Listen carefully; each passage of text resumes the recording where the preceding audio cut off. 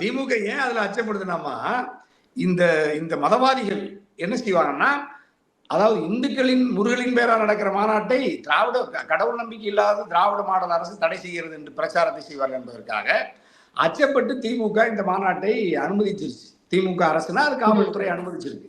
அதை நீதிமன்றமும் அனுமதிச்சிருக்கு. அப்ப நீதிமன்றமுமே இந்த பிழையான தவறான பார்வையை பார்க்கிறதுங்கிறது இன்னும் பெரிய கொடுமை அது. அதனால நம்ம நீதிமன்றமும் ஆளுகிற அரசுகளை கூட இந்த மதவாதிகளுக்கு பயந்து மக்களை மதத்தின் பெயரால் பிரித்து தேசத்திற்கு விரோதமாக செயல்படுகிறார்கள், அரசியல் சாசனத்திற்கு விரோதமாக செயல்படுகிறார்கள்.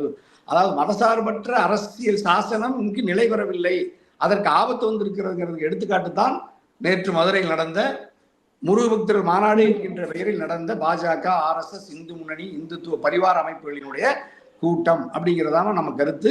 இதுல இந்திய மக்கள், தமிழ்நாட்டு மக்கள் இந்த சூழ்ச்சிக்கு இரையாகாமல் கடவுளின் பெயரால் மதத்தின் பெயரால் மக்களை பிரித்து வாக்கு வங்கியாக உருமாற்றம் செய்வதற்காக முயற்சிக்கிற இது மாதிரியான சக்திகளை இந்திய மக்கள் புறக்கணிக்கணும். 140 கோடி மக்களும், குறிப்பா தமிழ்நாட்டில் இருக்கிற 8 கோடி மக்களும் இது போன்ற தேசவிரோத சக்திகளை கண்டிப்பாக நிராகரிக்க வேண்டும், நிராகரிப்பார்கள் என்று தனி அரசு கருது.